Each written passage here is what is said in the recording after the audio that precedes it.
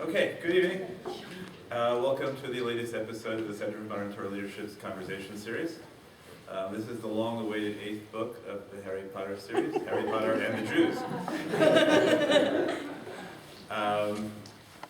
I'm pleased to inform you, if you don't know already, that in addition to the Center's website, TorahLeadership.org, we now have our own YouTube channel, which you can look at earlier these conversations. Most recent conversations were with Rabbi Chaim Angel on methods of teaching Tanakh in high school, Rabbi David Bigman of Yeshivat Malay Gilboa on methods of deciding Halakhic, and Rabbi Ronay Neuwirth, who is the founder of the Hill organization in Israel, about the work of his organization. So we invite you to check those out. Tonight's conversation is Harry Potter specifically, and more broadly about the use of popular literature in Orthodox Jewish education. And I want to set a context.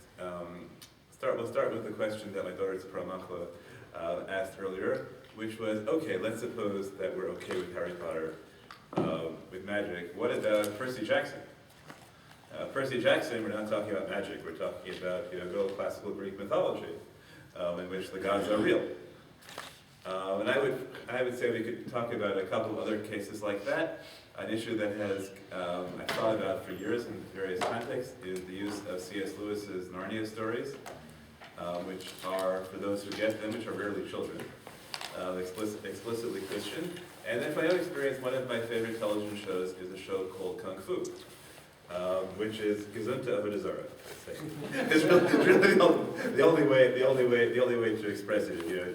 The opening credits involve a scene which is pretty clearly bowing down to idols, in a very literal sense, and sacrificing to them and things like that.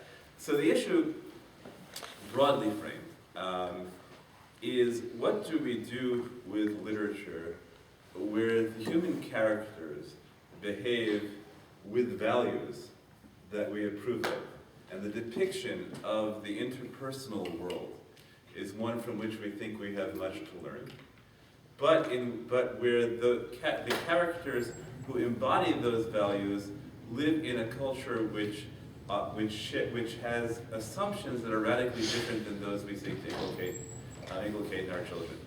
I think Rabbi Sendor's formulation was, let's talk about the theology of Harry Potter. So normally when we read Harry Potter, we don't ask questions like, what does this book teach us about God's role in the universe? So the questions that we're hoping to begin to get to tonight are, we'll talk about the Harry Potter book specifically, maybe talk about how we consider the morality and the values emerging from the behavior of the characters in those books. But then, more broadly, what do we think about using those books and the intellectual and theological context in which they are embedded, which in this case is a fantasy one, and making that part of the world through which our children think, and then possibly broaden the conversation, even if we have ways of segregating that with regard to Harry Potter. What about other literature which might embody the same values in interpersonal behavior, but which are not fantasy universes, but rather explicitly drawn theological universes, theological depictions of our world? How do we utilize those in education? I'm looking forward very much to a stimulating conversation, or a wizard's duel. The only wizard's duel was supposed to happen but never did. Now, none of the forbidden curses may be used. So it's just, right, the whole goal is just to disarm each other, right? So it's just Expelliarmus and no more. Okay, with that I will turn it over to Rabbi Rosenberg. Expelliarmus is a very good example, because it's an example of an area in which anybody who uses Harry Potter as a model for lessons needs to be able to point out those things that would disagree with our theology also. This afternoon before Mincha, I pointed to certain things that you could use as lessons, and people came over to me afterwards pointing out even more such things. But there are certain things which are not in consonance of what we would teach our children. And one issue that I bring up in the book is it okay to use some of the tools of those that we are fighting in order to fight them? And that can be as current as how to deal with terrorists. But in the Harry Potter book, it is, should Harry Potter ever use a killing curse? And this is a way in which the books and the movies actually disagree. Because at the end of the movies, Harry is fighting Voldemort on the same footing as he is. They're both fighting violence against violence, and Harry just happens to win. But in the book, the message was very different. In the book, Harry never used the Avada Kedavra. He tried once to use the Cruciato, but he couldn't because he didn't really mean it, which said that he was all about love. But this idea of being all about love, and then he would only use the disarming curse. Even when it identified him, it gave him away, he could only use the disarming. He didn't want to use it, he just couldn't stoop to that level. And I think that that may be more Christian than it is Jewish. The point that it was making in the end was that when he fights Voldemort, he uses the Expelliarmus, and Voldemort uses Avada Kedavra, and it's Voldemort's curse that rebounds and kills him. And we all like that idea, but if it comes down to it, that's not always the way it works in real life. And if you have to use certain means to destroy a terrorist, for example, you might have to use the killing curse or the equivalent. And so I think that when we have to be aware of differences, and part of what we teach kids and ourselves are how to make the distinctions, what you should learn from and what you shouldn't learn from. How's that for just an opening statement?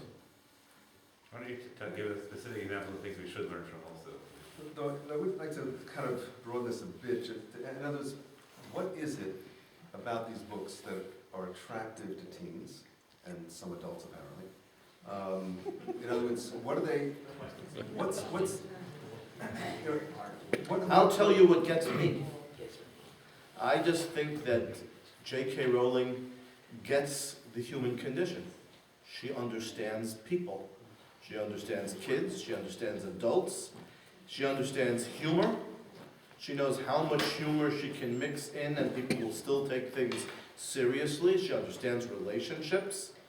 That's why the issue of magic and kishuf, honestly, it just never bothered me. This is the hardest part of the Shabbos for me because I never saw this as a book about magic. I saw it as a book about people and choices and relationships and an English boarding school with some bells and whistles. It's basically high school. In other words, what she gets is high school, where the nerds are fighting the jocks and the nerds are looking for power, and they find a certain type in normal high school. That power is knowledge. Which is embarrassing for children that are bright. Sometimes knowledge is made to be something that they're embarrassed about. Here, the knowledge actually is a power that they use in order to prevail against the outrageous fortunes of high school, or at least a British boarding school, which our children can relate to also as day school kids, and all of the struggles that teens go through in their pecking order. So, I mean, I think she gets that. There's no question.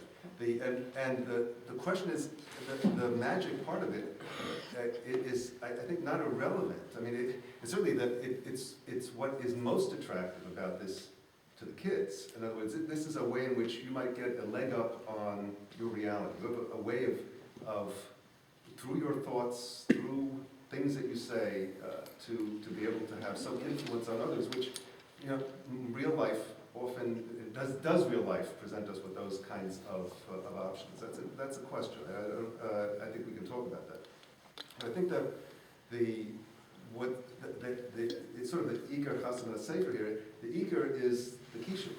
It's the magic, which is a form of power that is very attractive to kids, very seductive also. It's a fantasy world, but I don't think it's a harmless fantasy world. And it's one that, as Torah Jews, it's, I think, important to have at least a critical awareness of, and along with all of the relationship issues, which I think are a primary feature of the book, no question. I mean, that's what is that's what kids are struggling with, and she presents the struggles of teens, very profoundly. But that to use magic as the mode of sort of power, power negotiation in these relationships can be, it's interesting, but it's also, Torah has a lot to say on this that's not quite positive. So, can we, I'm not in the position of, ushering things, just because, sort of throwing out babies with bathwater, but I think the question is, along with perhaps using a book, a series like this for teaching, can we also take a critical approach, and a knowledgeable critical approach to help our teens distinguish between those aspects of this book that might be useful to them or valuable to them, and those that we really have to be careful about, and that might lead them into types of thinking and ways of relating to the world that are not quite helpful. And that's sort of laying that out, and then we can talk in detail about this. Well, I don't really think the audience that we're addressing is teens so much, because by that time, some of them are a little abashed at how connected they were to Harry Potter when they were growing up. They remember it kind of fondly, but also not so publicly. And I'm not sure how much the distinctions will get through to the audience that really is reading Harry Potter. I'm not sure how much it'll get through to the younger kids. I was going to suggest that perhaps we can counterbalance the feeling of magic as a weapon with other types of science fiction or fantasy literature, which does the exact opposite. It takes a character, puts them in an environment where everybody else has a supernatural gift except them. And then they have to succeed with their own wits, without the weapons that everybody else has. The problem with that is, I'm not sure I'm aware of books that would be suitable for the same audience of that genre. I can name books that teens could read of that genre. The Vorkosigan series by Louis McMaster Bujold, and the Furies series, the Codex of Alera by Jim Butcher. But that would be great for teens, but you wouldn't be able to achieve your goal with that, with younger readers. I'm not so convinced that the fact that the magic is the way that they're using is such a terrible thing. I'm ready to be convinced. I see you've got... Yeah, just to remind myself, just to put into place some halachos here, just to give some context. So saying Harry Potter deals with the world of magic, wizards, right? Okay, magic. So, the Rambam, I'll bring the source from the Gemara Sanhedrin, which is an interesting and subtle and complex source. But the Rambam, what's a kosein? This is a person who sets his mind in a certain way and turns his thoughts from any other thing, and says things about what will happen in the future. Some of them use sand, some kosenim use stones. Some of them use a brass mirrors, some of them use crystal balls, and some of them use wands. And they take a wand of myrtle and they wave the wand and use this to direct their will. That's a kosein. A ma'onein says that these are people that tell the right times for doing things, or certain times to get things done this way, certain times to get this that way.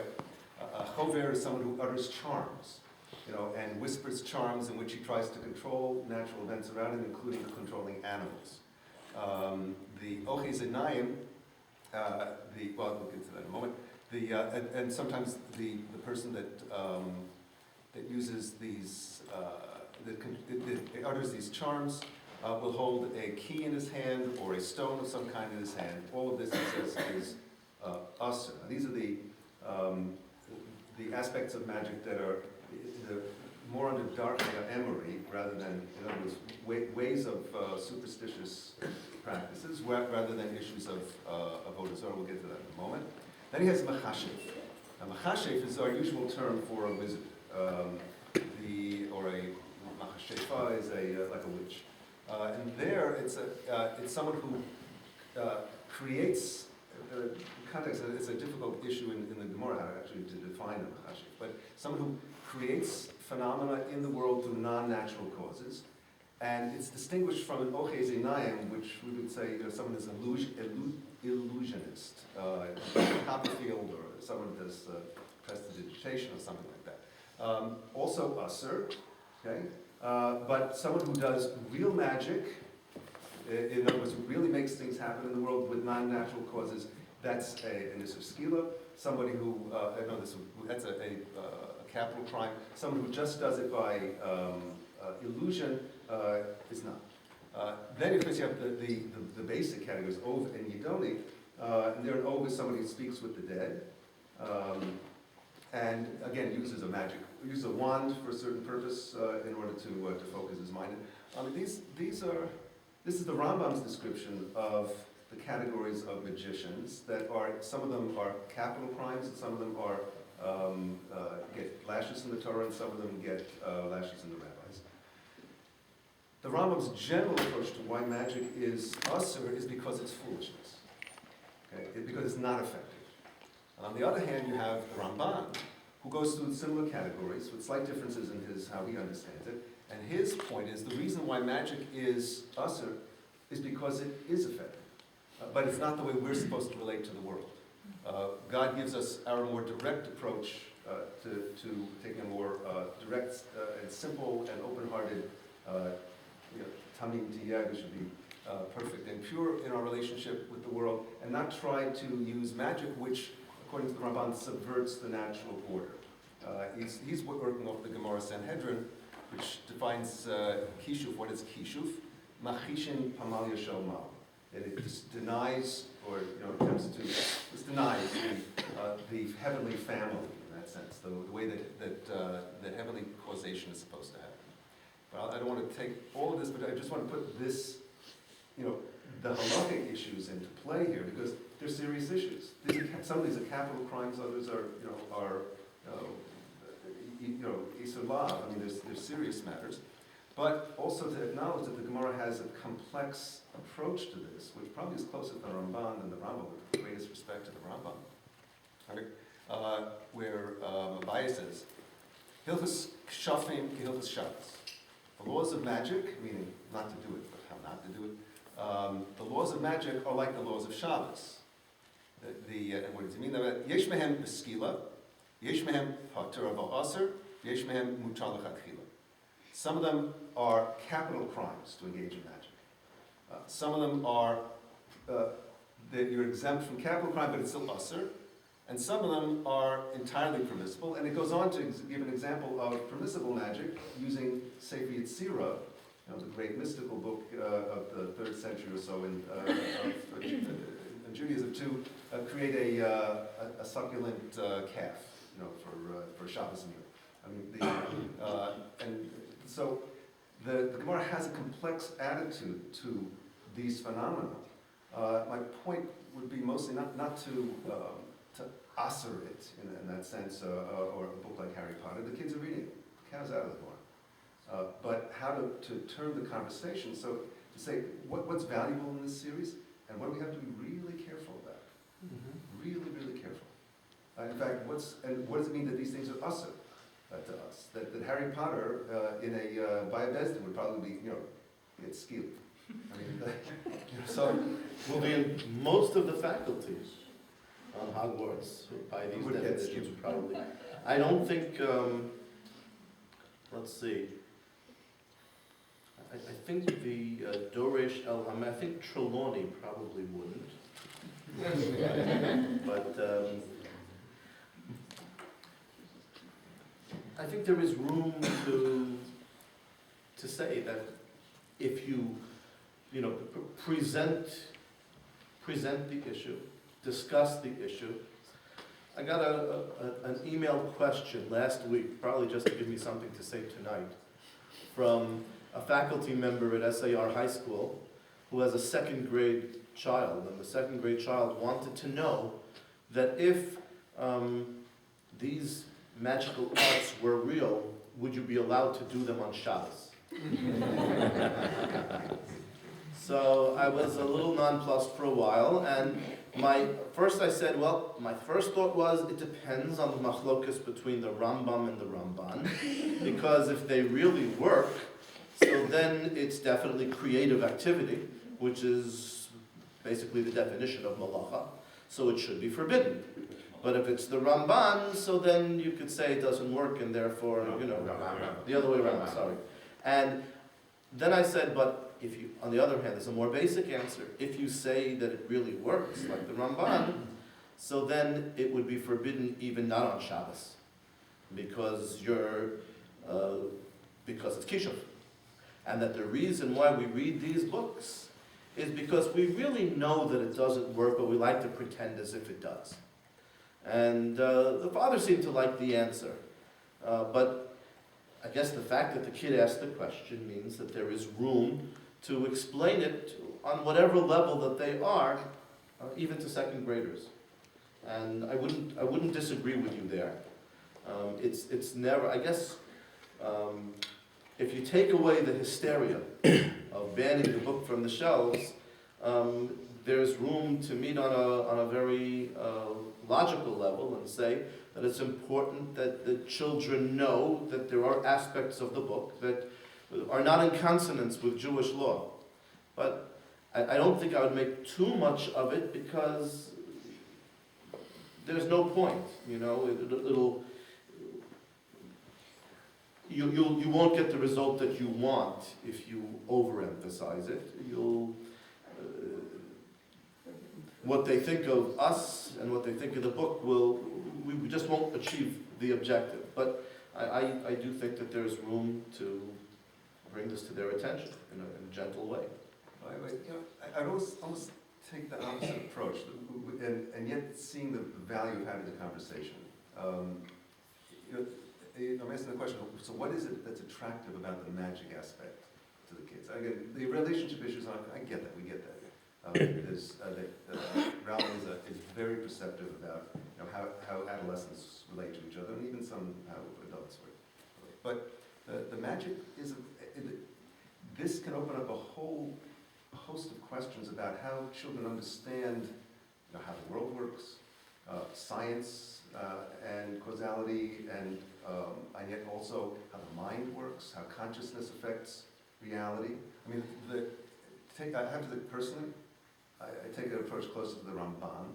I do think there are the real phenomena here, and in fact, what I find interesting about the little I know about the books is they do get the notion that magic is about a psychic phenomenon. It's not illusion. It's about using your mind in certain ways, ways in which the Torah does not permit us to use mostly. But there are Rabbanim, there are Kabbalists that use an appropriate approach to using the mind and directing consciousness, and to make the distinction between them can be very valuable. In other words, here you have a whole set of books that are built. I don't think they're merely fantasy. And the woman, Rowling, has done her homework when it comes to sort of the culture of magic. It comes out of Druidic culture. There's a lot of material. She's British. This is in their blood. I mean, the Druids were in Britain and in Northern Europe. She knows this stuff, and she gets it right. I mean, she understands the medieval history of it. She understands the ancient history of it, and she's highly technically accurate. She also gets the psychic dimension of it. That this is about using the mind in certain ways. Now, we have our own deep traditions about using the mind in profound ways, not to manipulate the world and not to get power over others, but in ways in which we try to open up consciousness. So Kabbalists, back to the Gemara itself, I mean, the description of Rabbi Yochanan ben Zakkai's curriculum, right, which includes, that yes, he knew, all of halachos and Gemara, etc., but also Sichos Malachei Ashares, Sichos Shedim, Sichos Tekolim, Mishlos Kovsim, Mishlos Shuolim, etc. Davar Gadol Davar Katan. He understood the speech of angels, right? The speech of shades, ghosts. These oracular practices, speech of palm trees, etc. Also, Davar Gadol, which is Maaser Merkava, Maaser Bereshis, Maaser Merkava. So there are these profound spiritual arts that we have as Jews, which it's very virtuous to be engaged in. When at a point in their adolescent years, when children are just beginning to open up to the possibilities of real spirituality, this could be used in a critical but positive way. Here's a book that's talking about another tradition, a Druidic tradition, of using the mind in ways that are not permissible to us. But we have our own traditions, which are very profound, which can get children thinking about God, thinking about the world of spirituality, thinking about how to use the mind in tefillah, in meditative practices, in very positive ways. So I think I actually see the material she's talking about as real. It is a fantasy book, but it comes out of real traditions about the use of ways of expanding our conscious awareness. I think it would be a valuable. Well, I would like to respond with one point to give you an ally and one point to take issue. To give you an ally on being closer to the Ramban than to the Rambam's approach, I would give you Michael Crichton. I don't know if you've ever read the man who gave you the Andromeda Strain and ER and all of it. So he has an autobiography in which the first half is all of the things that he has done in the physical world, like climbing Mount Kilimanjaro, and the second half is all the things that he did and attempted to do in the spiritual world with auras and with psychic things. And then he writes a letter at the very end to the professors of Caltech who refused to open their minds to the possibilities of this type of thing. And he's not the only one who was an ultra-rationalist and yet open to this type of thing, not a contradiction. Conan Doyle comes to mind of somebody who was created the ultimate rationalist and at the same time was very interested in seances and all types of spiritual practices in his later life. So that's the bone I'm tossing out. But the thing I would disagree with is that I don't think that Rowling's magical system is as much focused on using the psychic energy as you make it out to be. I think you could point to a few things in there, and there's some people who might remember particular examples better than I in the audience, but a lot of it comes out as almost a mechanical system also. And that's the approach that's taken by Rivka Kellner, Professor Menachem Kellner's daughter from the University of Haifa. She wrote her dissertation on women in fantasy literature, and she wrote an article that appeared in an Israeli newspaper, and she claims that the magical system is like, putting in commands in a computer. Like you put in this command and it works. Now, I don't think she's totally right, but I think to a large extent, that's, like you think about all of the fighting that goes on in the end of book 5, a lot of it seems mechanical. And I don't think even that the system is totally fleshed out. I think you could find some examples of the psychic idea, and I find intriguing the idea that we could show them some of our spiritual practices. It's there, I think that's just very tough to get schools to agree to, because I know there is one member that I have in my shul who is very much into meditative practices and has led classes in them and has had sponsored speakers in our shul about that sort of thing. And it attracts a certain group of people, and other people react to it in a very different way. And it's not their cup of tea. And it'll be a tough sell, just practically and educationally, to make people open to being able to do that. Yeah, and yet that kids are reading the Harry Potter stuff, which, at least on this, in terms of a hashkafa, at a spiritual level, is actually a very problematic one, which we should get to in a moment. And not to be aware that there are Torah Jews, extraordinary, of Kubolim who I've met, Hasidic Rebbeim who I've met, others, who don't even have a Torah that I've met, they can do amazing things, really extraordinary things, far more, actually more extraordinary than what you see in the books, and our kids are not even aware of it. So they're not even aware, so I could see Our using kids the are books. not, our adults Our are adults not are not aware. aware. I mean, I could see using the books as leverage to help people to understand there's a whole world out there of extraordinary conscious ability that most people are not tapping into. That would be the positive use of this. We should also talk, I think, about some of the hashkafa issues. I mean, some of the theological issues. I asked some of our teens about who have read the books. And forgive me for mentioning that. I won't put anyone on the spot, but does God appear in Harry Potter? So I actually did a little online search, and there's a couple of places where some of the characters say, "Thank God that so and so, got saved. Thank God that this happened." There's "Thank God," but not God as a category, which might be good because you get it wrong anyway. But so you maybe don't want her talking about God. But what it comes out, I mean, if we were to try to let's try to characterize what is the theology of Harry Potter. I would argue it's kind of a liberal humanist relativism. Liberal humanist relativism of a certain type. You have read it though. Those of you who have read it, what is the theology of Harry Potter? I mean, it's You all wanna about open it love. up? I mean, open up, yeah. I mean, it's all about love. Is that love how cures everything? It's what's going on with that theology? Yeah. I think it's very basic, good versus evil. Okay. But good versus evil in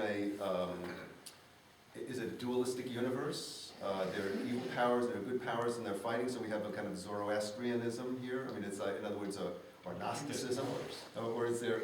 Is it? What's that? It's just people and the choices that they make, and some of them do things that we would call evil, and some of them do things that we would It's call. dark magic that you should avoid. But it's There's not. There's people no. avoid dark magic. choice. These dark magic, if you just have them in your house, take over your mind, and you have to stay away from. So there is a power that's what outside. There's a power outside the wizards, and the wizards can tap into it by holding the wand. The wand chooses the wizard. There are powers outside the people. Do they personalize it? Yes, yeah. The wand chooses the wizard, and the bad people choose the bad objects. Probably And because it was conscious, because there are little truckles that live in the trees, probably because the trees are conscious too. It's sort of like the ends of the trees also. Maybe the truckles make the trees conscious at the same time. So I mean, in other words, it's an animist dualist But theology. how did those cursed objects become cursed? They didn't start out that way. People made them that way at some time or other through their choices. I think, Roger, though, you put your finger on something. I mean, they're even though she may not describe in a global sense what those powers are, there is an assumption that the world is full, it's alive with the sound of music. Zoroastrian is probably the closest thing to Yeah. it. Right, in other words, it's a dualist. You have to choose between between Slytherin versus Gryffindor. Right. That's which choices you're going to make in life. All It's the not choices about that people worshiping make. some power. There's more people than Shmuel. Guys, personal conversation. Yeah, Shmuel. I think there actually are a few subtle references to what we would think of as a real God. For example, and it's subtle, they don't call it G-O-D, but for example, at the end of the third book, when Harry pulls out the sword of Gryffindor, and then Dumbledore afterwards is talking to him and consoling him, and he says that the fact that you were able to pull that out shows that you were meant to do it, and there's this idea that there is some sort of supernal being on top of everything. You don't catch it often, but you catch glimpses of it. This was meant to happen. That's Arthurian. I mean, that comes out of a druidic context. I mean, there's this sense of fate. You're destined to But fate. you don't get a Zoroastrian dualism. You get a one-in-one super. Yeah. And I don't think it's And then at the very end, when Only someone who expressed the sort of Only a trust Gryffindor. that you did.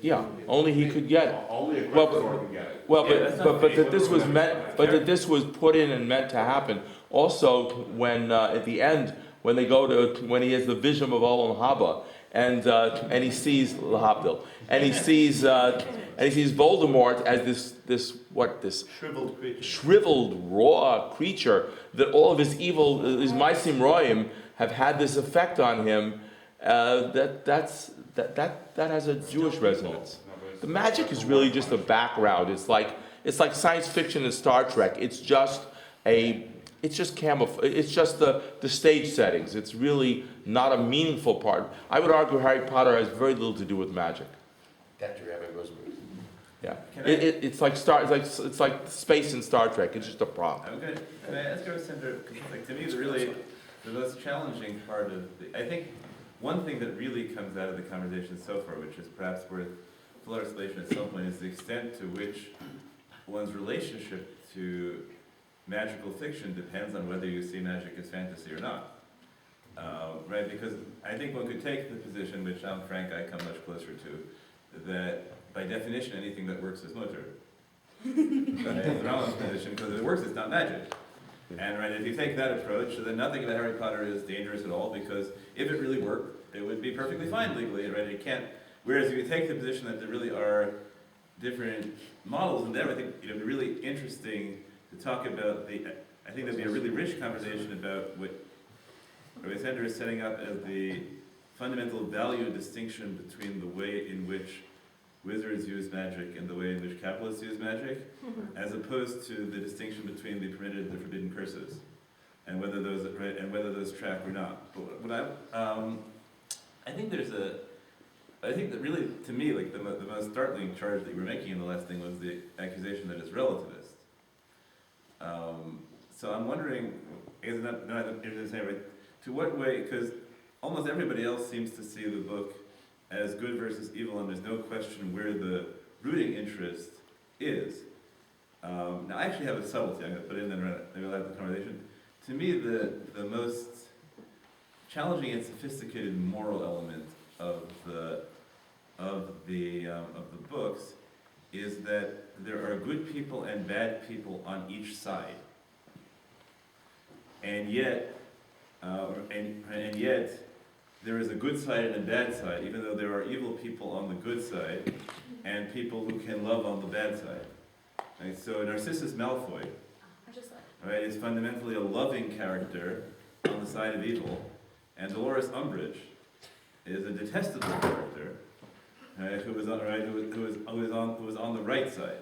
So that's where I would start being able perhaps to see But I wonder if you could articulate what you see as the charge of relativism, then perhaps. I don't have anything deeper than exactly. I mean, it's that love conquers all. That it's a humanist vision. It's not a theist vision, and and there's the relativism was not my deep position. More how do you square a feel-good humanist vision with a more complex shkaf of Torah. So I frankly agree with you that I am troubled by the love conquers all, because I also think that that's much more, that here and there you see Christological things coming out, whether she intends them or not. That bothers me more than the magic issue. Which is really interesting, by the way. I mean, that we're at that point where we have such a battle with Christianity over the centuries, that something that actually is more pernicious, at least in this book, pagan Druidism, is that's the thing that we almost discount. People say, well, what is that? It's irrelevant. It's not so irrelevant. In fact, I mean, it permeates a lot of European culture. It permeates really a lot of world culture. This kind of magical thinking. We were talking about magical thinking in a different context this afternoon, where it even permeates certain rabbinic ways of this, an immature spirituality that is pervasive in the world. Mm-hmm. What would you say, I'm just curious, what would you say to Matilda? Who's Matilda? It's a children's book by Roald Dahl. I'm so amazed at what people know about this Harry Potter series. It's not Harry Potter. I know, that's not Harry Potter. It does not have it. But it's amazing. I mean, you can, Daf Yud Amud Beis. I wish I had such Zacchaeus in Shas. Yeah, I'm sorry. I don't know if it's. She is a neglected child who finds a kind teacher and a very cruel headmistress of a school, and she ultimately triumphs through the use. She discovers that she has the ability of telekinesis. Anybody who doesn't know what telekinesis is, please raise my hand.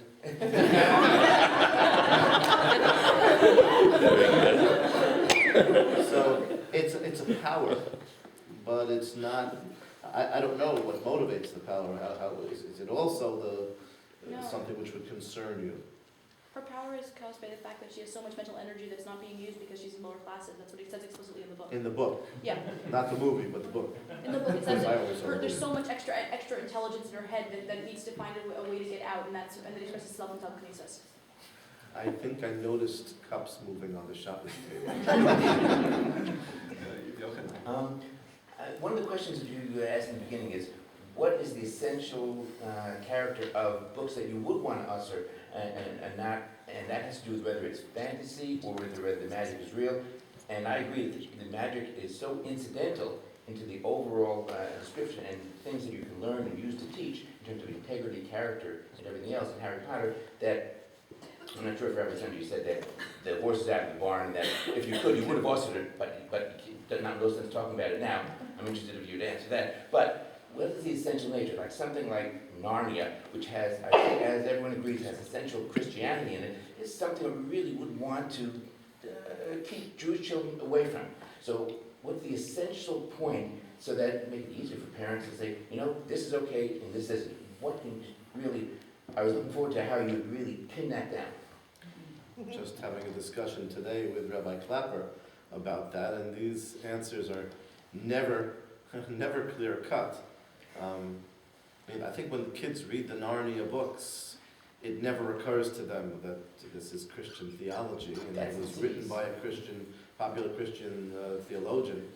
The question is that a pernicious influence, Yes. which is planting a seed within them that later they're going to lean a certain way? I mean, it hasn't shown up yet in my kids, No? who have all read Narnia and gone to the movies and so forth.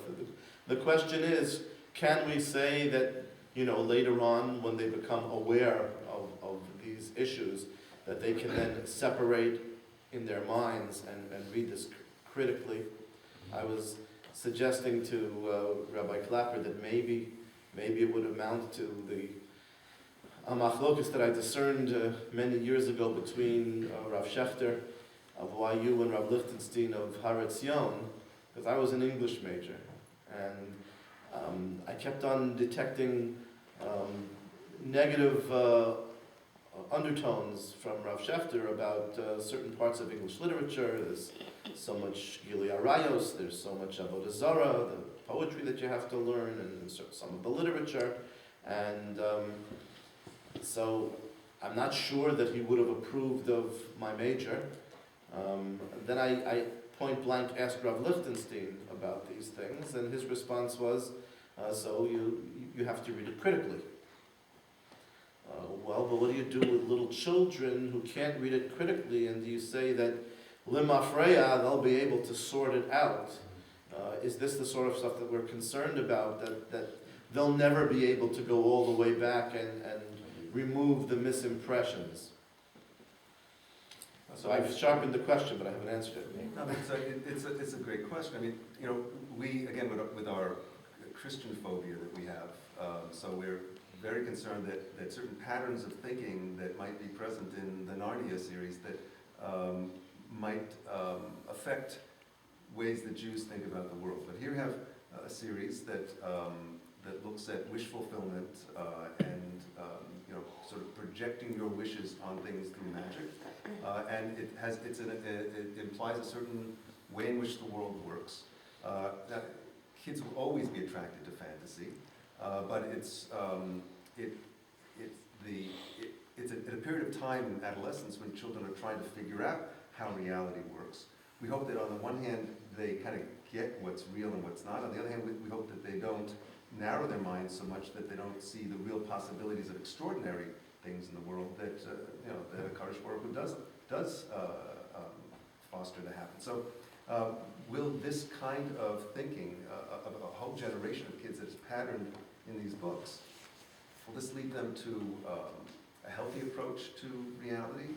Or is it, again, that they'll grow up as adults who are full of magical thinking, some of the stuff that we also as Torah Jews are subject to, we talked about this afternoon, and it's perhaps not a healthy approach. It's not appropriately realistic. There is wonder in the world. There are extraordinary things that most people aren't aware of in the world, but these are not the healthy ones. So does this, is this really? Kids will always love fantasy, but is this the healthiest kind of fantasy? But for Torah Jews, does this give us what we want our children to really want? Should I be more than that? That's my question. I want to take Amir's question, then I want to read one of these.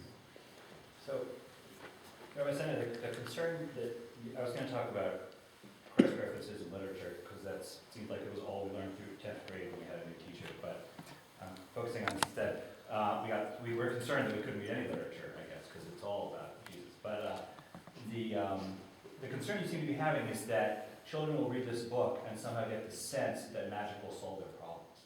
I think in the Harry Potter books specifically, magic creates a lot of problems for Harry Potter and for others. And as other people have said, it's sort of like the Star Trek thing. It's a technology. So there's particular things you put in the pot and you get a potion, and there's particular words that you say. But there's not, I don't think there's this sense, when you talk about wish fulfillment, it's not this sense that if only I could have magic, then everything would be better for me. It's more that there happens to be this universe you find out about that has magical stuff in it, in which there are similar fights to what you have in the Muggle world of, where there's relationships and people and corruption and unfair trials and everything else, right? But I don't think that Rowling is trying to tell people that if you had magic, the world would be a better place, or that most readers get that sense from the books. So I have a pasuk for you. I think it's at the end. I think the Prabhupada is probably about to quote the same thing because she addresses the issue explicitly. Right at the end of one of the. In the beginning of the chapter of the Bard, she also did entire instructions about that. Where the Muggle Prime Minister comes to the Minister of Magic and says, "But you guys have magic, right? Why can't you Can't you fix all these things?" And the Minister of Magic at that point is Rufus, whatever his name is. Thank you. says to him, "What we don't understand, Prime Minister, the other side has magic too." Right? And that pretty much takes care of the notion. What I want to try and maybe perhaps address on a level is this notion, like there's a fear here that children will read books. The books have theological presumptions which are different than ours, and we don't want our children to read these books because if they will absorb theological presumptions that differ from ours. I'm not a book censor. Anyone knows me for almost 30 years here, I'm not a book censor. What I am is a critical reader. So I'm interested if we're going to read these books, and the kids are already doing it, so how do we leverage that in a positive Torah way? It's not a question of answering it, it's a question of raising the critical awareness of children. Okay, now you see this world that's opened up. Let's assess this from a Torah perspective. So I want to push one step Can I further. have 30 seconds on 30 that? seconds, sure, go. Because a context for doing that occurred to me. On one of the Harry Potter nights that I did, one of the parents from one of the students involved was Chaim Sober, the head of Torah Dojo, the martial arts par excellence, and he came in to discuss defense against the dark arts from a Torah point of view. And I could see doing it that way, instead of coming in and saying, and I know you wouldn't, all that the novel that you like so much, it's from a Torah point of view, they're doing the terrible things. Instead, I would have somebody like that at an informal time come in and say, you'll never guess what we have in our tradition, which may be even better than what you're reading about. Okay, so the question I just want to push a little bit is the if our children are reading this. Now, as opposed to actually we want our children reading this, And now the question, right, and as a, we're not making, or are we, do we have an ideal world in which our children only read the Orthodox Jewish literature which happens to achieve the same quality as, right, as J.K. Rowling? I mean, the 2.5 volumes of Or it? C.S. Lewis? I don't know which 2.5 volumes those are. I'd like, The accidental article. I'd like to know, but here's, at the same time, today, Rosenberg Gold Shabbos, we have talked about the risk of, in the high incidence in the Orthodox Jewish community, of people coming out who have no appreciation of the humanity of those who fail to share their theological assumptions. And probably, and I'll say my own experience, that I think what bred in me a great deal of resistance to those of my teachers who sought to inculcate in me that form of failure to appreciate the image of God in Gentiles, or in was the recognition that I had been heavily influenced by Christian authors who taught me things that were valuable in the context of Christian theological frameworks. Graham Greene, let's say specifically, who was an interesting Catholic writer who taught me tremendous things about religious leadership. So I'm wondering whether, as opposed to figuring out how we come to terms with literature that expresses about people who are good people in some way, or at least in lots of ways, people that we would find admirable character, who don't share our theological presumptions, and not just literature about them, but literature by them. Whether the real question is, how do we create an educational system in which it's presumed as a positive that children are interested in trying to find out about such people and to appreciate them, and nonetheless are capable of sustaining their theological preconceptions. There we go. I've turned over more than 30 seconds there. Am I supposed to solve that problem? You could at least endorse the tension. I think it's, the younger you are, the harder it is, the riskier it feels.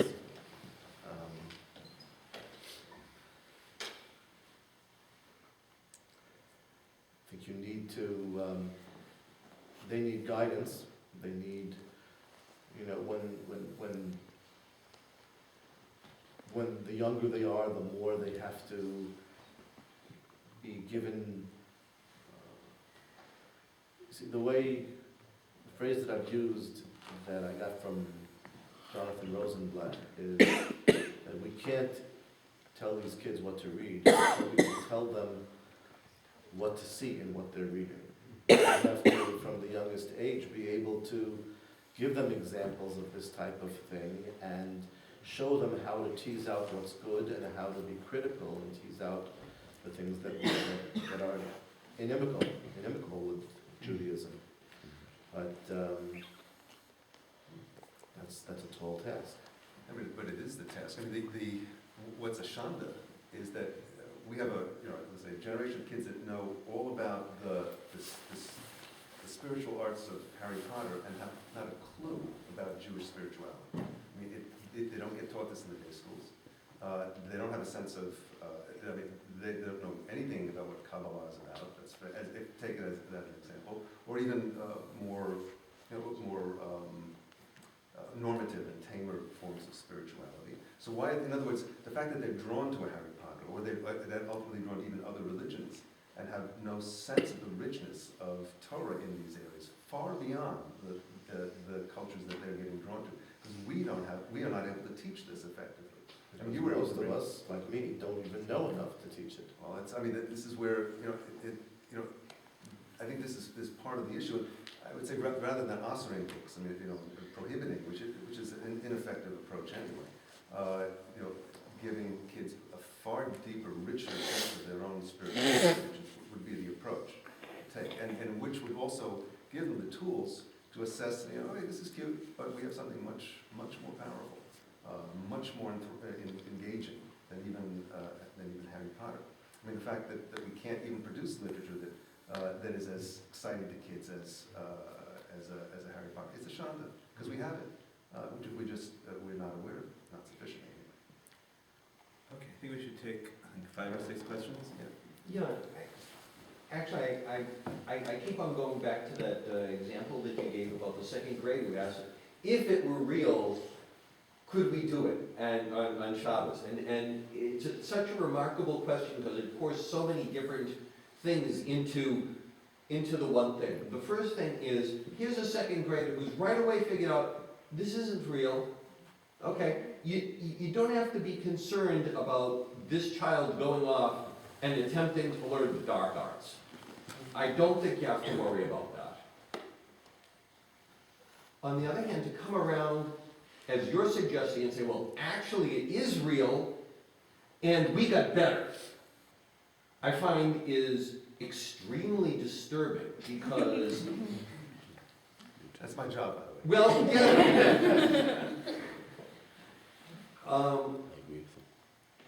First of all, I understand what you're talking about in terms of spirituality, but I don't know if a second grader is going to be able to get it